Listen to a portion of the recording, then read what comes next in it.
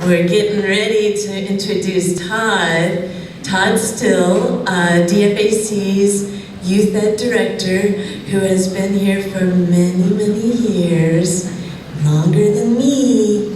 And I've had the privilege of working with Todd, and I also had the privilege of growing up with him right here in Dunedin. And here is #epic Todd Still. I'm going to pass it over because he's got some ground to cover before the end of this talk. Hey, Todd.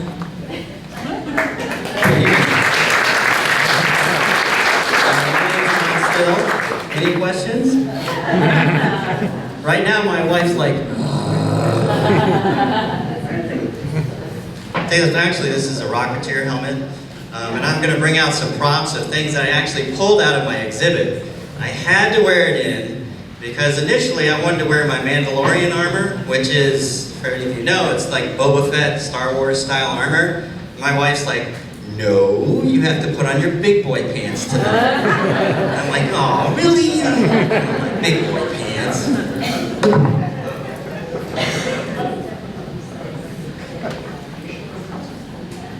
Now for magic tricks. So, apparently I've been working on this exhibit since I was 5 years old. And I really didn't realize it until a couple of months ago.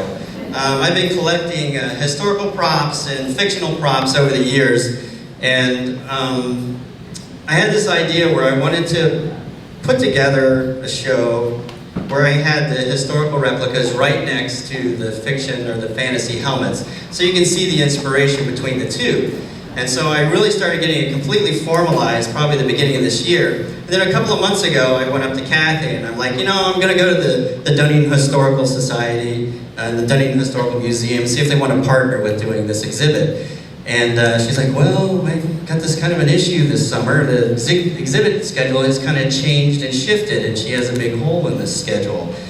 And so she's like, would you be able to have this ready by, June? And this is, I think, into April. And so I'm like, well, sure. I go, what gallery am I going to be in? She's like, oh, we'll put you in the Douglas Whitley. I'm like, oh, that's one of the biggest galleries. And so the initial concern was, well, am I going to be able to find enough stuff to fill that gallery? If you've seen any of my Facebook posts, I think I took 8 helmets out of the gallery and probably about 6 to 7 2D pieces and such. Because once you start making these connections, it's really endless. And why we're all here, for this exhibit, for our student member show, for any exhibits, it's all about the connections. And Kathy hasn't gotten choked up. Which, if you've been to any of the openings, she'll get choked up, and I've always understood that.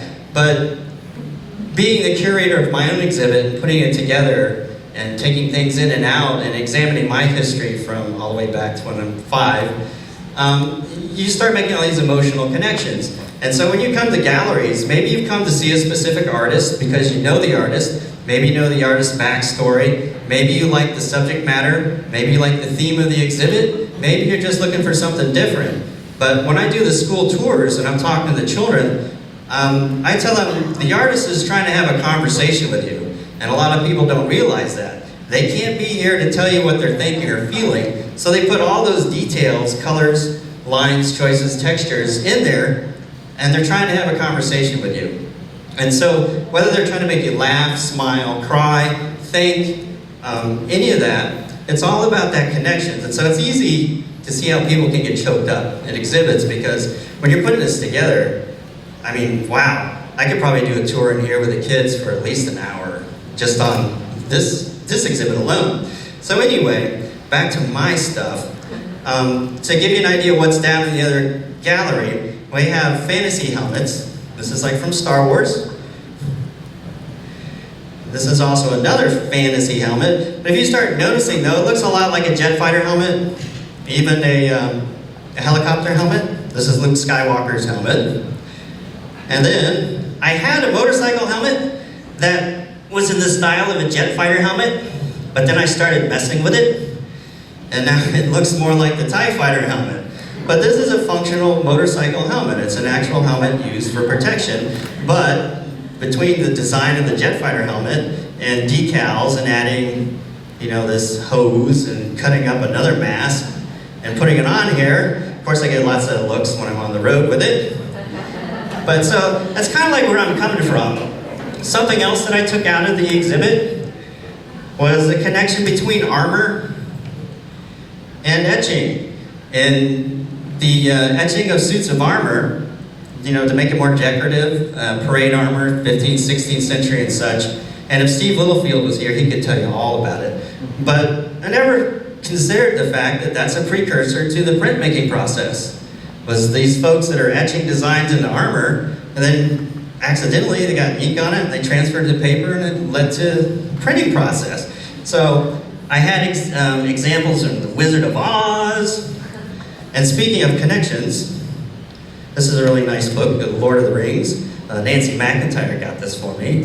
And I think Kathy mentioned David was here. So I wouldn't have been able to put this exhibit without David's instructions over the years. Lighting, where to place pedestals, and leaving the corners empty, and all that kind of stuff. It's really amazing how much work goes into setting up exhibits.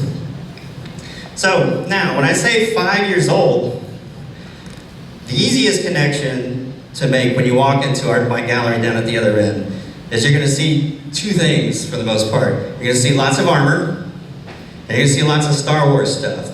Now the Star Wars stuff is easy, because when I was in 3rd grade, that was my summer camp. Me and my buddies were dropped off at the mall, or at the movie theater. I think we saw Star Wars 11 times when I was in 3rd grade. And so, very impressionable. That was in the mid-70s. Going on at the same time, of course, you have all the moon landings. So that's an exciting time for me, and for everybody, really.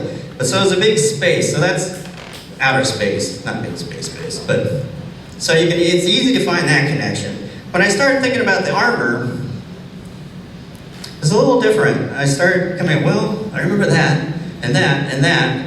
And one of the first memories I remember was when my dad, who's a history instructor, might come from an artsy family, if you don't know. My dad is an educator. My mom was a crafts and sewing and baking and food.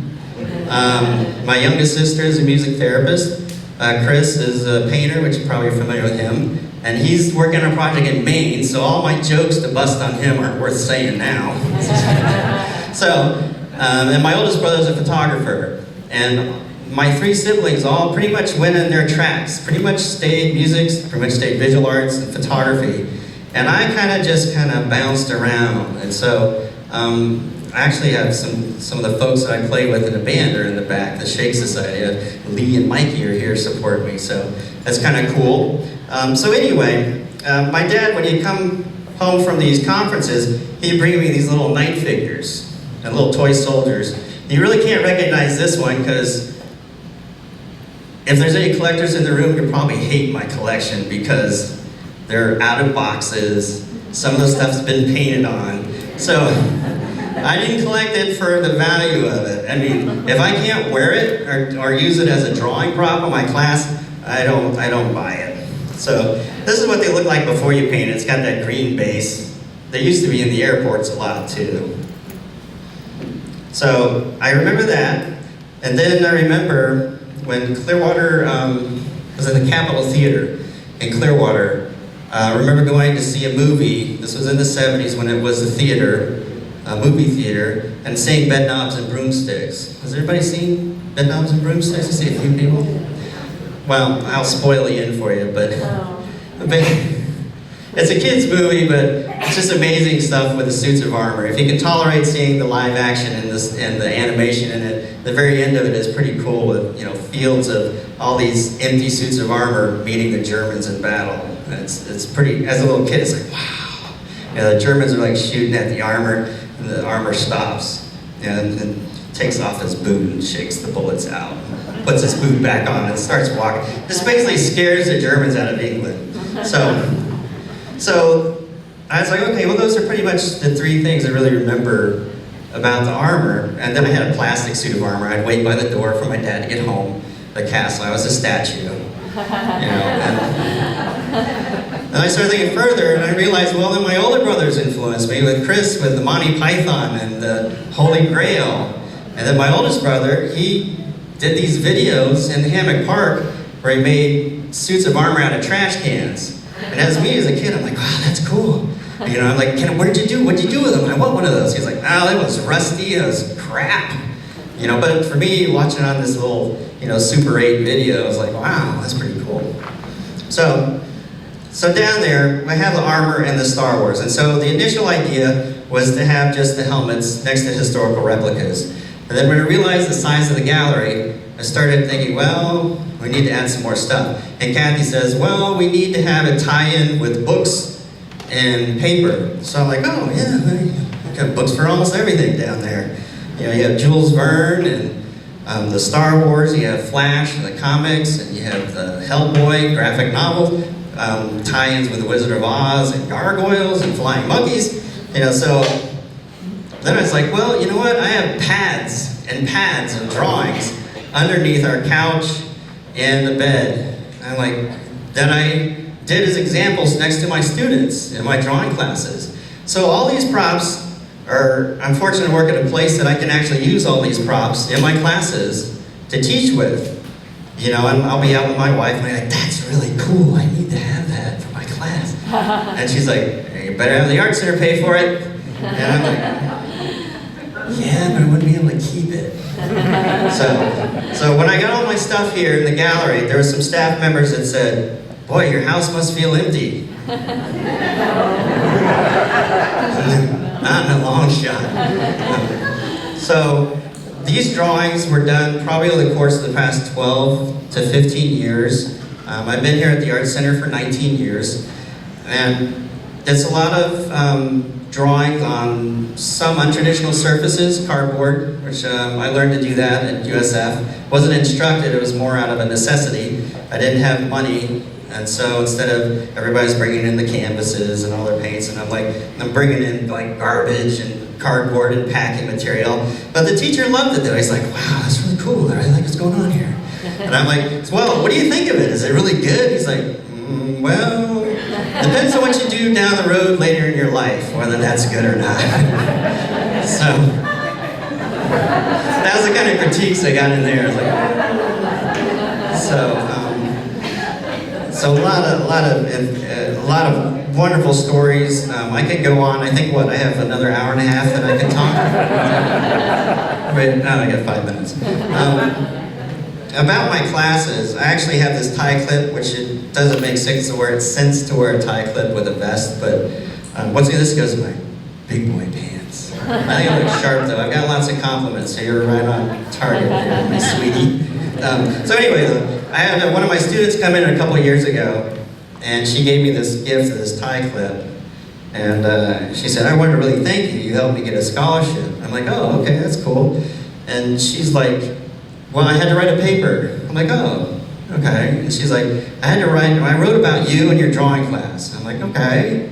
And she's like, I wrote that I was scared. I was scared to go to your class. I was like, well, okay, it's not going, it's starting to go down, So, but then she started explaining though, she's like, instructors in school and over the years have always complimented her on her work. She's like, oh, this is beautiful, this is great, this is great, this is great. And she's like, and every time you walked around in the class, she's like, I was just waiting for the next comment. She said criticism, but then it was more, it's always constructive. And so it became to a point where when she finally got to it was that it was more of I was challenging her to keep re-examining what she was doing in her artwork. And that's something I got from my brother taking his class here when he taught years ago. He would go around and was adamant about compare what you're looking at to what's on your paper and keep checking back and forth. And so in my class, I'll go, how do I know you're not looking at the subject anymore? I'm like, well, I don't know, it looks pretty good. I'm like, well, that dragon has 8 teeth, and you have 20 teeth in here. And the purpose of my drawing class, though, is to force yourself to try and capture these 3-dimensional objects on a 2-dimensional surface. And the only way to keep doing that is by checking back and forth. And once you start drawing from memory, that's when things get a little wonky. And when we go down there, I'm really not going to do that much of a walking tour. We have these brochures here, kind of a gallery guide. talks about the spirit of the exhibit, then everything's numbered with kind of a very informal take and commentary on all the objects that are numbered and the drawings. And I just forgot what I was going to say.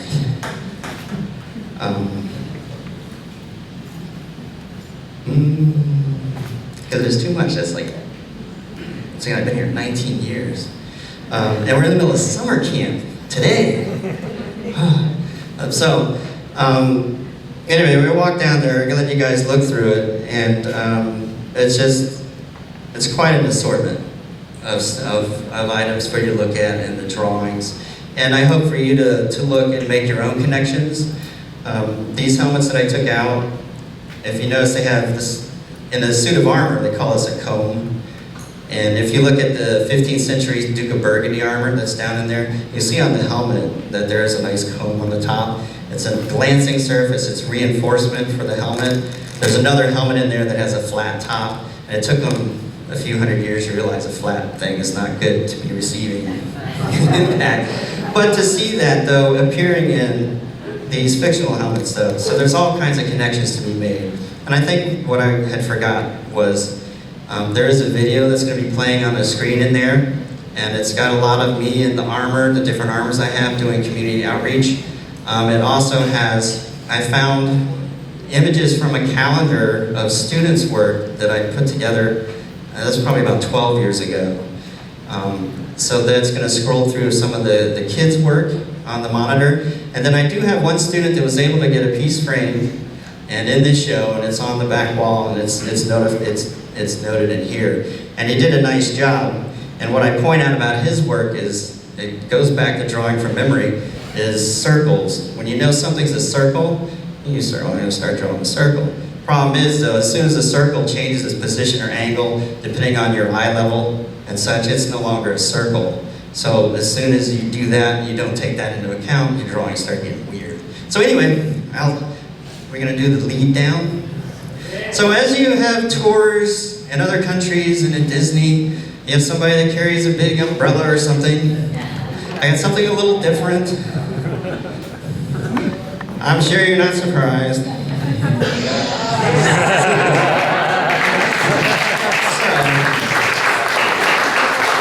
So basically I just invite, and I didn't bring my keys, so hopefully somebody has their keys. I left them in the car. Georgianne did mention Mark Fox helping us out. The framing down there. Once again, this exhibit evolved over the course of a month or two, and there was that phone call to Mark. Mark, I can just see him going, oh no, what do they want now? But you know what's funny though is probably as much as people would want to say that, or maybe even Mark would say it, Mark has never said that before. Mark's like, sure, what can we do? How can we help? And there's so many people sitting out here in the audience. I could spend another hour talking about all the different individuals that are here right now that do the same thing for us every week. I'm getting choked up. Okay, I'm gonna pass the mic off and I'll lead it down. We'll unlock the gallery and let you have some fun. Thank you, Todd. Thank you, Todd. So if you'd like to follow Todd, he's gonna go. He's gonna show you a special tour in the Douglas Whitley. Follow the Blue Saber.